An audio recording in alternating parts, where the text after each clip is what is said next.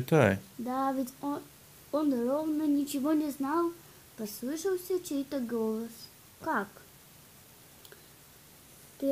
Как ты осмелился? Как, как, как?